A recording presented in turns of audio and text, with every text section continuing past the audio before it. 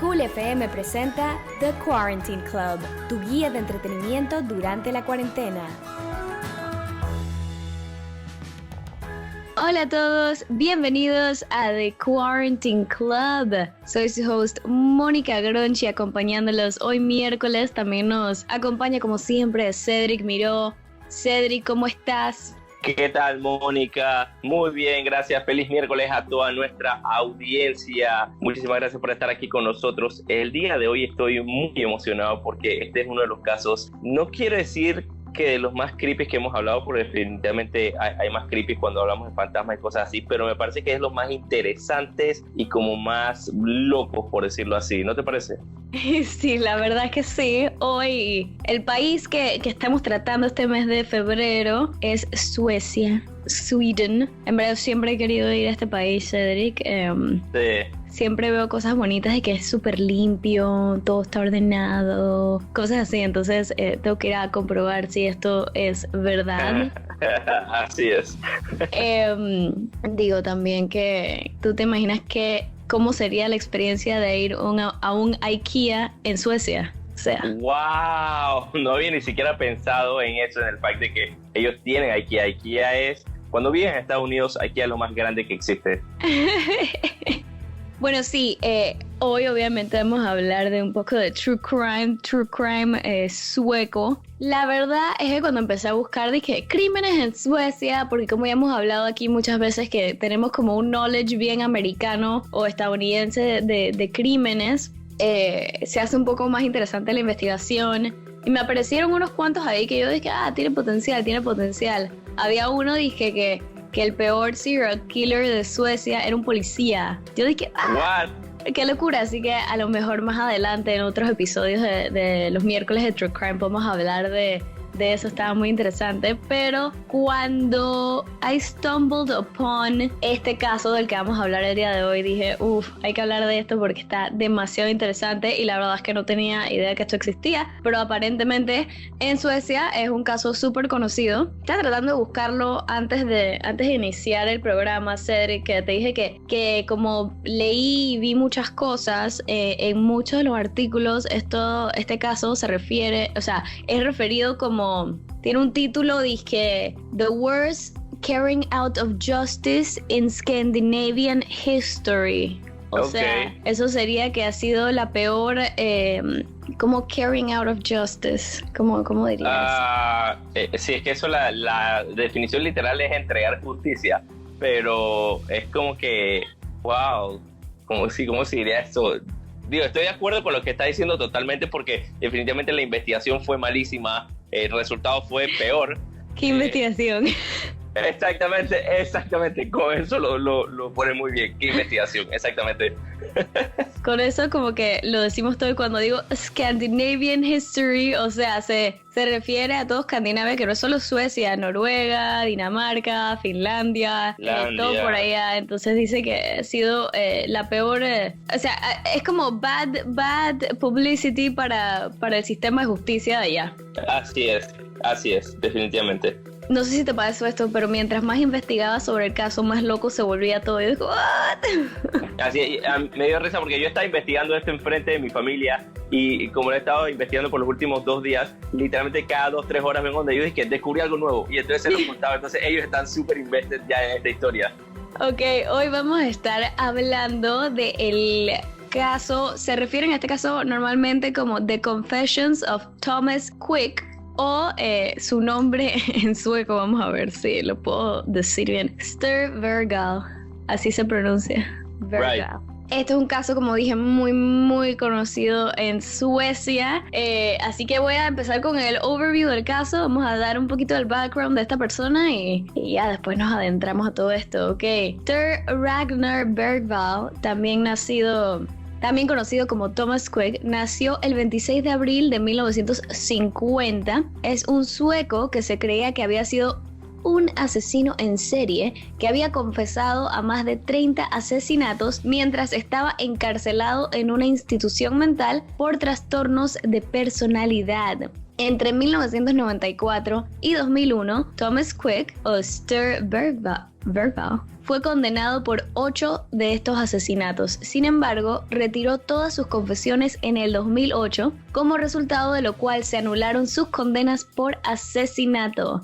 La última se anuló en julio de 2013 y fue dado de alta del hospital. O sea, aquí vieron que esta historia tiene muchas etapas. Este episodio o este gran evento cuando él es...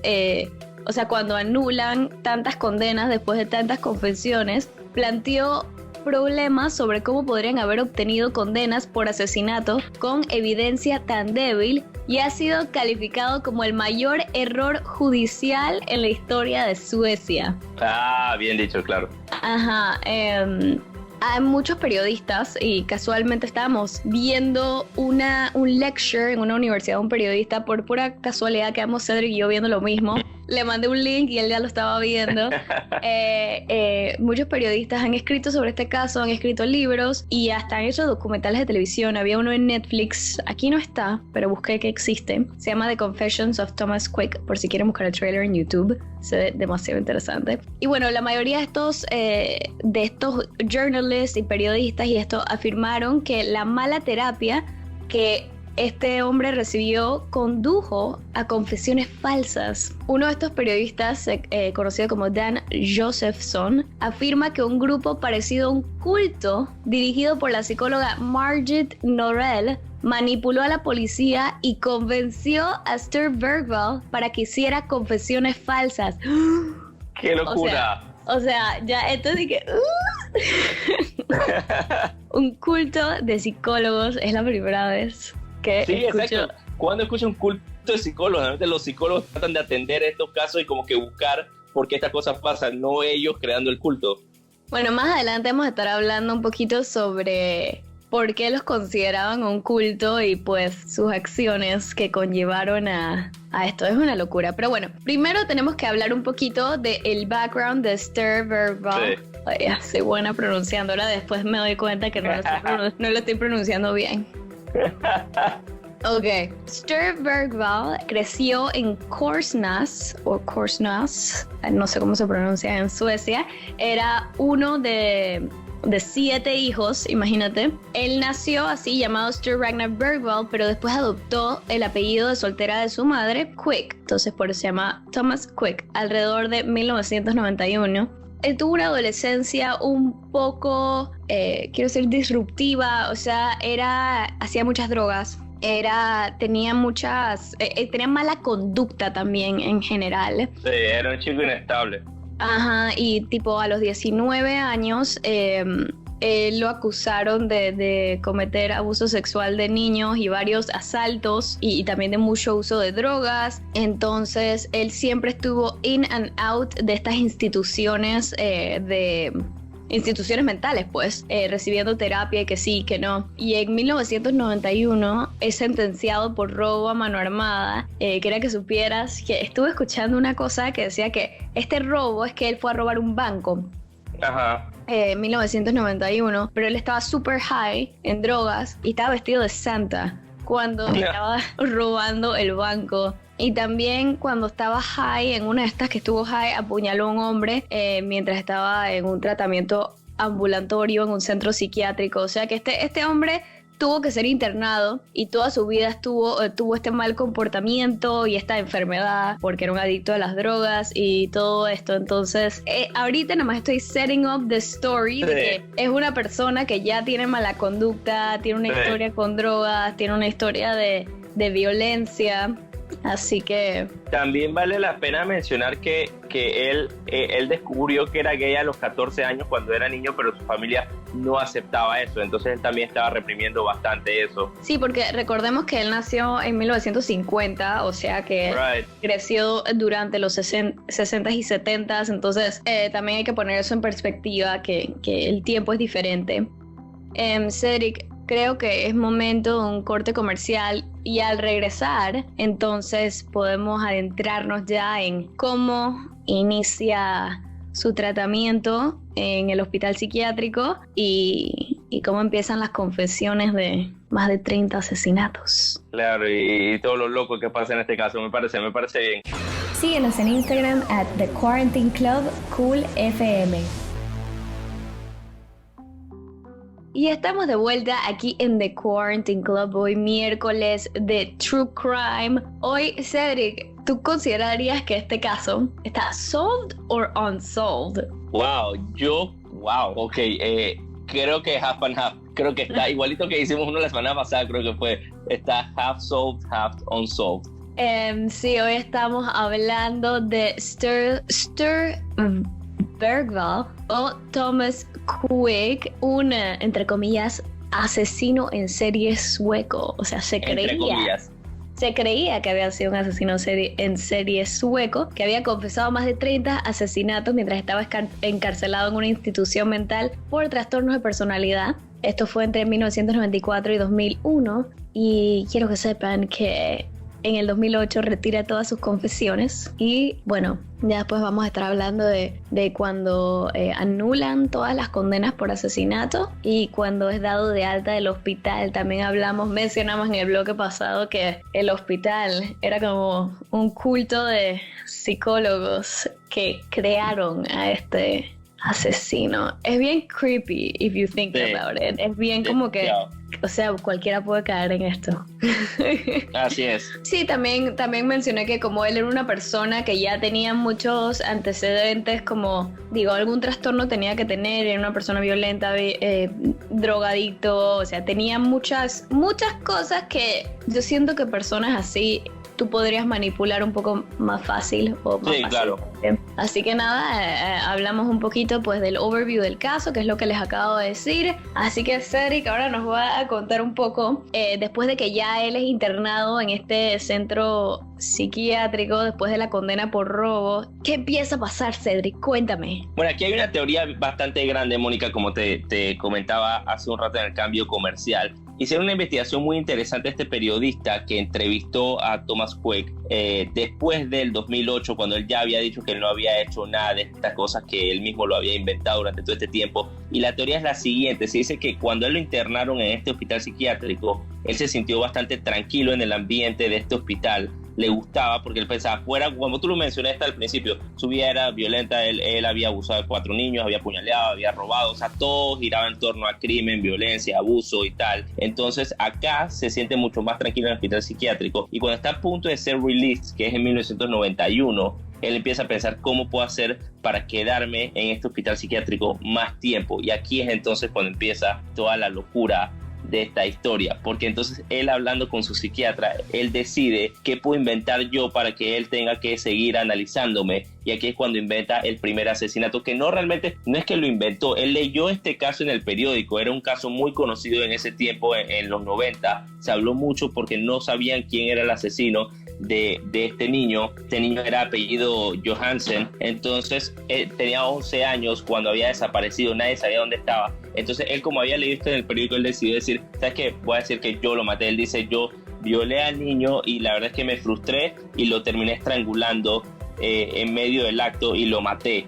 Entonces ahí el psiquiatra dice, espérate, entonces ya aquí hay algo más grande en su terapia, y ahí es cuando empiezan a analizarlo. Y aquí es que viene la cuestión, le empiezan a hacer preguntas a él sobre este caso y él empieza a inventar los detalles, pero obviamente no todos los detalles hacen sentido, porque de vuelta, lo único que estaba refiriéndose eran cosas que él había leído en el periódico y lo demás él llenaba los espacios, entonces no todo tenía que hacer sentido, y a la larga es cuando él decide, espérate, necesito meter otro caso aquí en medio de este para que me puedan seguir investigando, y va metiendo otro caso, y aquí es donde se desencadena todo esto, ¿no? Entonces, para hablar más específico de las condenas y cómo pasó la cronología, a él realmente lo terminan condenando es de 8 casos en total, pero no va en el mismo orden de lo que supuestamente pasó o él cometió los crímenes. Los crímenes pues sí ocurrieron, pero solamente que lo más seguro es que no los cometió él. De hecho hay un factor interesante que alguien decía, una persona en Suecia en un documental decía que entre las 30 personas que él dijo que él asesinó, había dicho también que él había matado entre eso a varios militares israelíes. Entonces decían, ¿cómo es posible que un niño drogadicto mate a militares israelíes? Obviamente esto no le hacía sentido a casi nadie. Y disculpa que te interrumpa, pero también Claro. yo también escuché eso en uno de los documentales o uno de los lectures que vi. Y también decían no solo esto, que es de que, wow, y él se las arregló porque la mayoría de estos casos, lo que pasaba con estos casos es que no habían evidencias físicas. A veces ni encontraban los cuerpos. Entonces, pero sabían que la persona había desaparecido o que estaba muerta o cosas así. Sí. Entonces decían de que, wow, o sea, pudo estar en un montón de lugares, porque quiero recordar que estos asesinatos habían sido en Suecia, Noruega, Dinamarca y Finlandia. Ajá. Entre 1964 y 1993. O sea, esto diría que su primer asesinato fue cuando él tenía 14 años. Correcto. O sea, si lo ves así, también dicen, esta persona cómo logró moverse a tantos lugares y sin dejar evidencia. ¡Wow! ¡Qué crack de asesino! Exactamente, muy buen input. Esto que hablabas de que él entonces quiere quedarse en el hospital psiquiátrico y por eso es que empieza a pues decir toda esta información. También es importante mencionar lo que habíamos dicho de el culto de psicólogos. En este hospital psiquiátrico en el que él estaba dirigido por Margit Norrell, que era una psicóloga que crea mucho en lo que decía Freud, y también era conocida como una neo-Freudian, que básicamente es de que todos los trastornos vienen de algo que tú has suprimido mentalmente, y casi siempre tiene que ver con el abuso sexual. Entonces, también lo que decían es que en esta clínica, en vez de ser objetivos, ellos nada más siempre estaban tratando de hacer a los pacientes, ve a ese momento atrás y tratar de recordar cosas que según ellos sí habían pasado, pero en verdad ellos estaban recordando cosas que no habían pasado. Y es más, hasta uno de los psiquiatras que lo estaba tratando y que trataba gente en este hospital dije, pero ¿cómo yo sé que si ellos están recordando o ellos están making something up? Claro.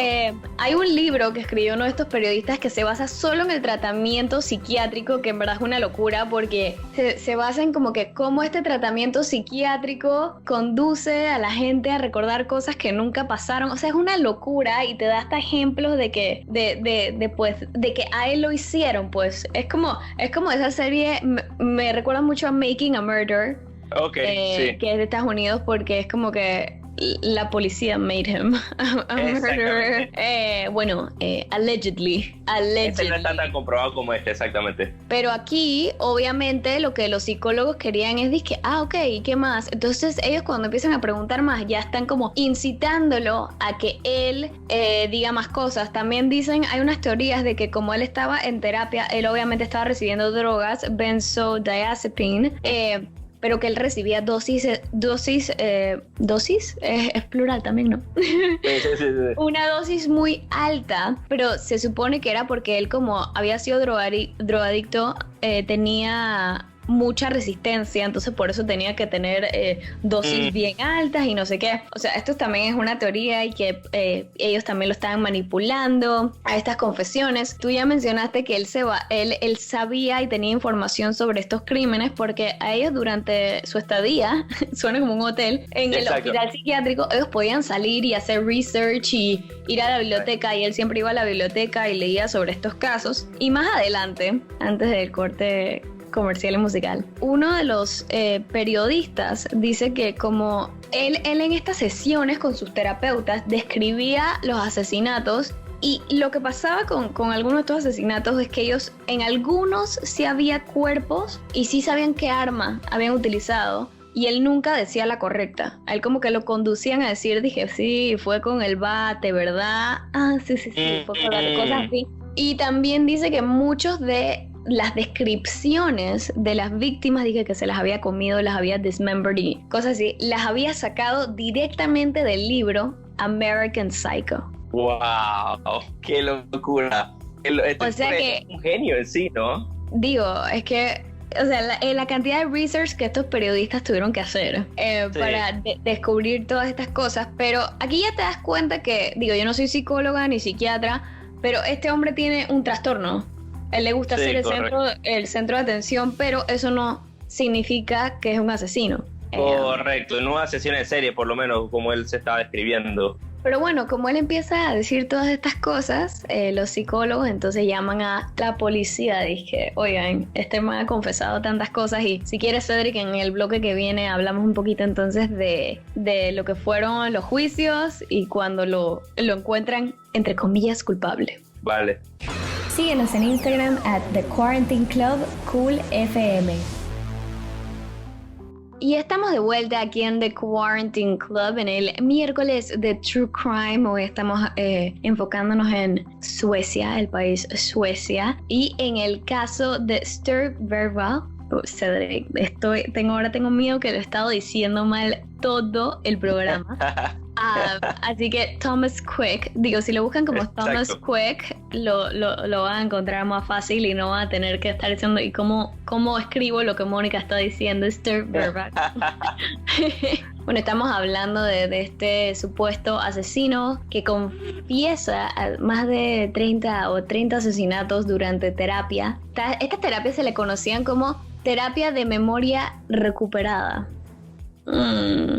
Is it though? Así que, bueno, Cedric, no sé si nos quieres arrancar con todos los crímenes a los que confesó y por los cuales condenado entre 1994 y el 2001.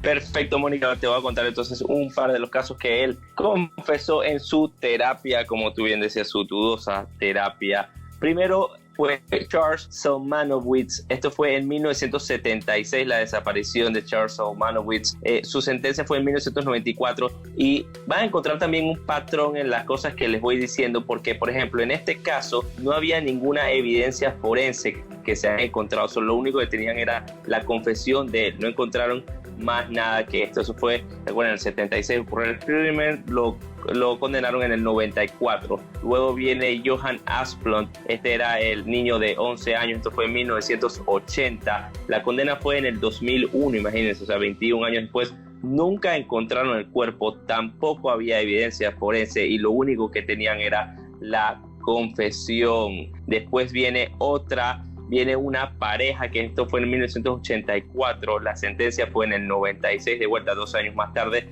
Una vez más, no hay ninguna evidencia forense, lo único que tenía era la información que le estaba dando Thomas Quick en ese momento en la terapia, que parece que era información que ni siquiera pudieron llegar a comprobar después.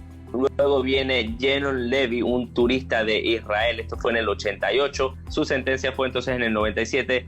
Una vez más, aquí van viendo ya el patrón, no hay evidencia forense, solamente los testimonios que él dio, pero aquí se pone aún más interesante, porque Thomas Quick dice el arma homicida, pero antes de decir cuál era el arma homicida, adivinó otras que no habían sido el arma homicida. Es decir, la policía le preguntó varias veces y él fue inventó que había sido con un hacha, después que le había pegado con el carro, adivinó varias cosas hasta que al fin llegó a la conclusión que había sido con un wooden club, es como un palo de golf básicamente con lo que mató, lo cual sí había sido cierto, pero primero se había equivocado varias veces, cosa que interesantemente la fiscalía dejó por fuera en el momento del juicio. Nunca mencionaron que él había estado adivinando cuáles habían sido hasta que llegó a la correcta. Es que me dice que fue con un cuchillo. ¿Estás seguro que era de metal? ¿No crees que en verdad era más como madera? Me recuerda mucho al béisbol. Y tú dices, sí, el bate. O sea, exactamente. O sea, ¿cómo tú puedes basarte en un juicio y condenar a una persona solamente en esto? Una persona adivinando cuál fue el arma. Esto parece un relajo y después hasta se pone más interesante, Mónica, porque después viene Therese Johansen, que es de Noruega. Esto fue en 1988, la condena fue 10 años más tarde, en 1998. Lo único que se había presentado como evidencia habían sido fragmentos de huesos del cuerpo, que resultaron nuevamente no ser fragmentos de hueso, sino que simplemente eran parte de madera de una cama. Eso era lo que habían estado presentando, lo que habían estado viendo como huesos. Imagínate, o sea, esto ya te muestra mucho de cómo fue toda esta investigación. Y como mencionamos también el cambio comercial, un dato muy interesante que les tenemos que decir es que según dicen todas las investigaciones, los periodistas, tú sabes que normalmente va a la fiscalía tú contratas tus abogados, tú eres la defensa y van peleando en el juicio.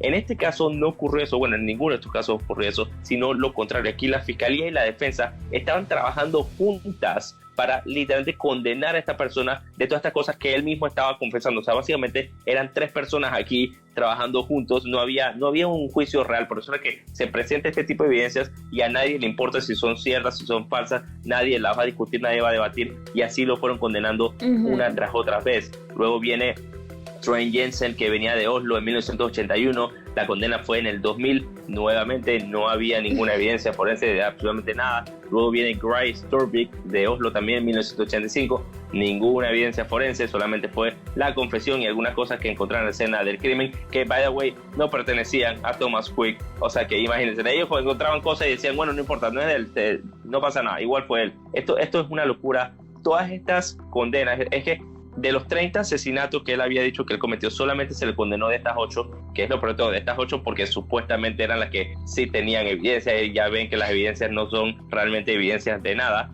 Entonces los condenan a estas 8, y de estas 8 lo fueron librando entre el 2010 y 2013. En esos 3 años lo fueron soltando de cada una de esas, después de que él dijo que había inventado todas estas historias. Digo, también Cedric, si te das cuenta, dije, sí, confesó 30 asesinatos, pero ellos dije, bueno, de este no pudo ser porque este es tal cosa, y o sea, como que de los otros de seguro sí habían pruebas que no se relacionaban a él. Entonces, digo, también recordemos que a veces la policía, los fiscales, si ustedes ven todas estas series, siempre hay esa persona que dice que a ti no te importa la justicia, tú lo único que quieres es un conviction para tu carrera y acelerar tu posición en la fiscalía. Dije que no les importa en verdad quién fue.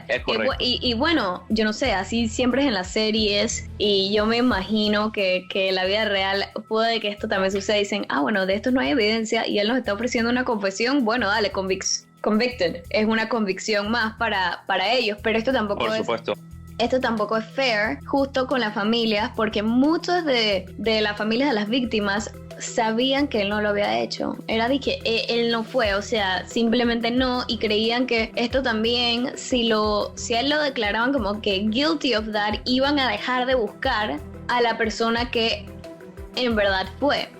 O sea, hay muchas cosas en este caso que te ponen a dudar de la parte del sistema judicial, de los doctores, bueno, de la persona en sí, porque digo, obviamente padecía tiene algún trastorno mental, y si tú tuvieras un buen abogado, ese abogado simplemente dice que a mucha gente a veces para salvarlos de la pena de muerte dicen que no, que he's mentally insane, y entonces ahí ya nada más te ponen como que el resto de tu vida en terapia y cosas así. Claro, pero este no fue el caso. Como tú dijiste, ellos estaban trabajando en conjuntos con los otros y al parecer no les importaba. También que una de las hermanas de Quick dijo que, ok, primero que todo, él no pudo haber sido en tal asesinato porque él estaba en su confirmación y habían, pruebas.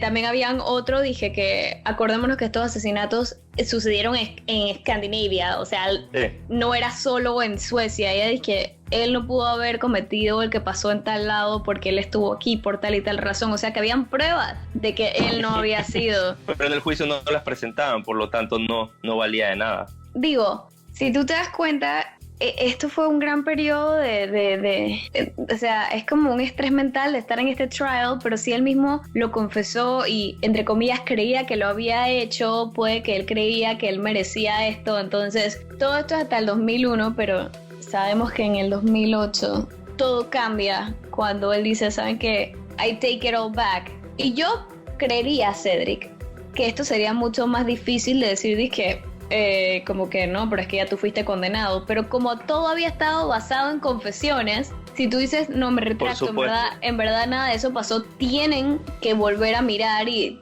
es una locura. Sé parte del Quarantine Club.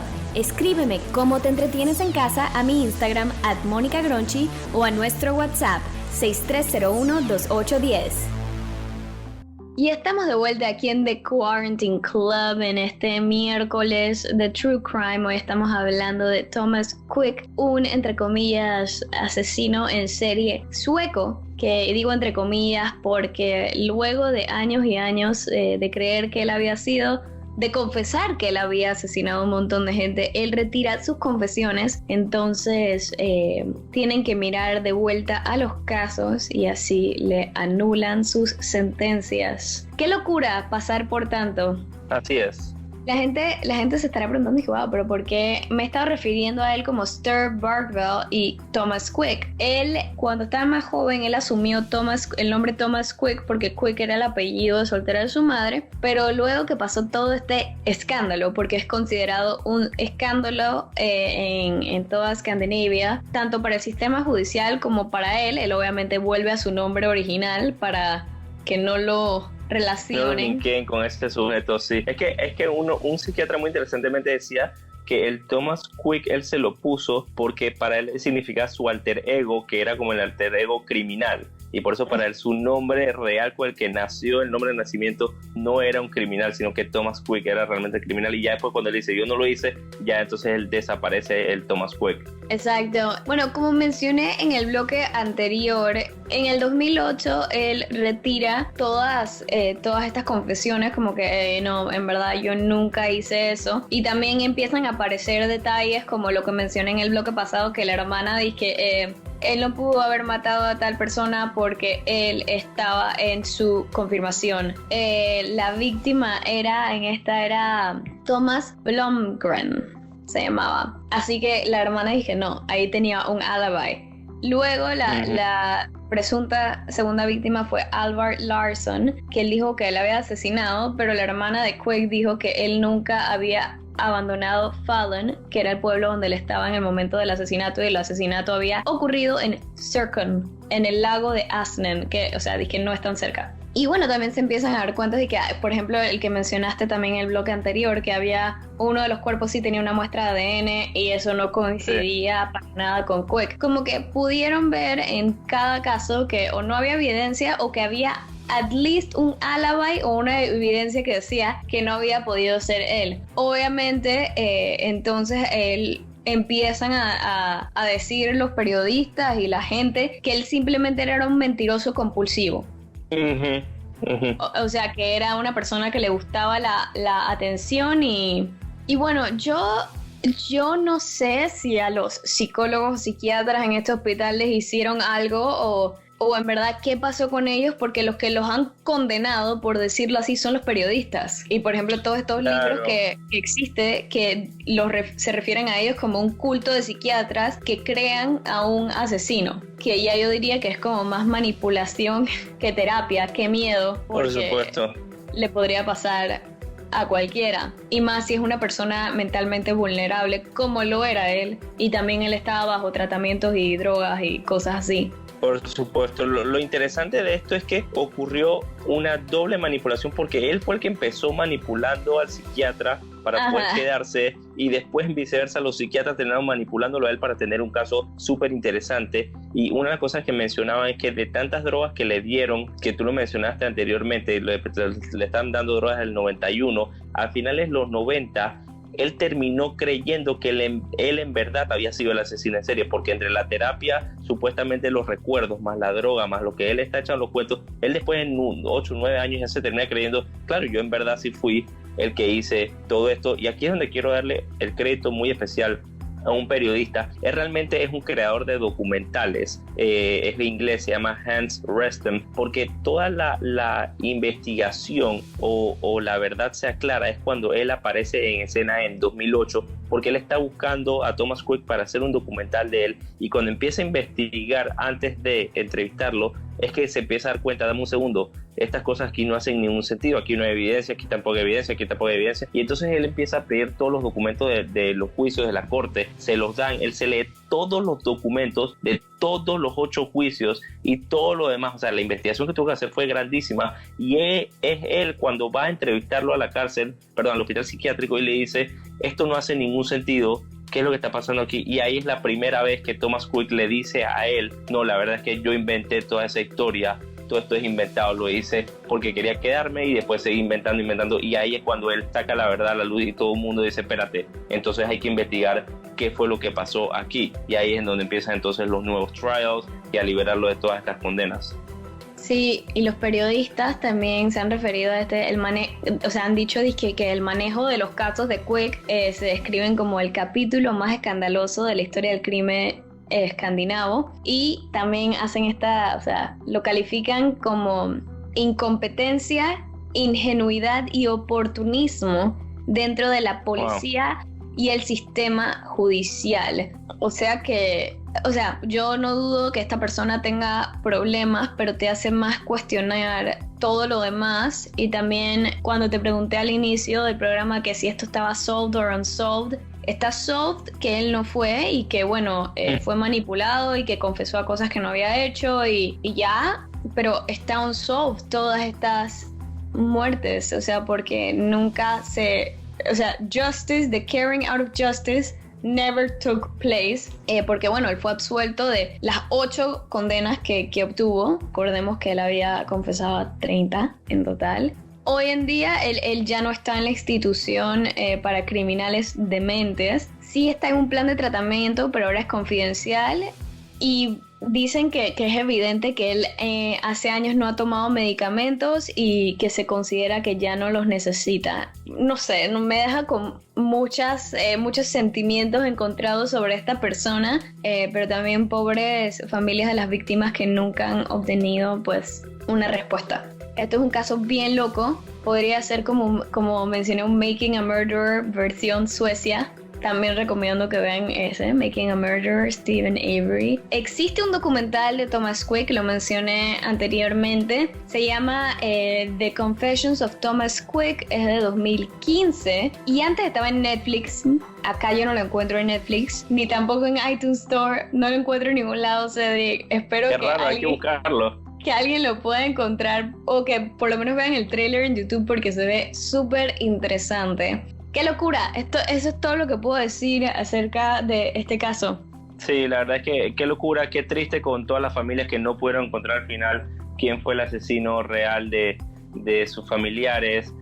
Otra de las cosas también tristes que hay que mencionar es que este hombre que te contaba, Hannes Restam, el que hizo la investigación, él falleció en el 2012 de cáncer, justamente un día después de publicar su libro con todos los informes que él había encontrado. O sea, justo lo publica, fallece al día siguiente, y él ni siquiera terminó de ver a Thomas Quick liberado, porque Thomas Quick sale del hospital psiquiátrico en el 2013, hace ya un poquito más de 7 años. Entonces nunca lo vio realmente cuando terminó o lo liberaron de todas sus condenas, pero ya lo habían por lo menos absuelto de la gran mayoría de esas. Ya nada más le faltaba una entre 2012 y 2013. Así que nada, la verdad es que sí, este ha sido un caso muy loco, muy interesante, y te hace ver muchas de las fallas del sistema judicial que pues también pasa aparentemente en el área de Escandinavia. Sí, Cedric, al final creo que después de todo este tiempo que hagamos un país diferente cada mes, vamos a estar well-rounded en el mundo de... Así es. O sea, vamos a poder tener una conversación de que crimen en tal lugar, yo sé,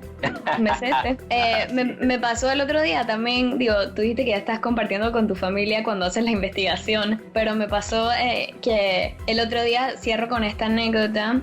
Bueno, como a media hora donde yo vivo hay un reservoir muy grande, un reservoir es donde tienen el agua que nutre a la ciudad de Nueva York. Y sacaron, la policía estaba haciendo como un round en un botecito alrededor del reservoir, y sacan un carro que tenía un cuerpo adentro, y que se cree que esto es de un missing persons case de los 80s. ¡Wow! Y yo nada más me quedé como que ¡qué locura! Y lo sacaron de Reservoir. Entonces eso trajo al tema la investigación que había hecho de Australia del caso de Rackman, que lo pueden encontrar en YouTube en la cuenta de Grada Radio si quieren escuchar. Entonces puede hacer esa comparación. Así que ya estamos aprendiendo un poco. Bueno, espero que los oyentes hayan disfrutado del show de hoy, que se animen a buscar más sobre este caso tan loco. Hay bastante material available. Lastimosamente encontré bastante material que está en sueco y no podía hacer nada about it. Eso pasa en estas investigaciones. Así que sí, espero que lo hayan disfrutado. Mañana volvemos a las 3 p.m. con un jueves de comedia. También vamos a enfocarnos un poquito en Suecia, y vamos a traer cosas divertidas, son temas muy, muy, muy light. Bueno, mucho más light. Exacto, para que escuchen la parte bonita de Suecia, la parte agradable y vayan a visitar y no todo sea sobre el sistema judicial y la investigación y el criminal. El caso más escandaloso ever. Exactamente. Así que así es por mi parte. Entonces esto es todo hasta el día de mañana en nuestro Jueves de Comedia. Muchísimas gracias por escucharnos el día de hoy, y si descubren algo que nosotros no sepamos del caso, por favor escríbanos también a nuestras cuentas o también nos pueden escribir al WhatsApp. Muchísimas gracias a todos. Yo soy Cedric Miró. Gracias a todos por su sintonía y gracias a ti, Cedric. Soy Mónica Gronchi y me despido por hoy. Que tengan una súper linda tarde. Esto fue The Quarantine Club, tu guía de entretenimiento durante la cuarentena. Sintoniza The Quarantine Club de lunes a viernes a las 3 de la tarde en Cool FM 89.3.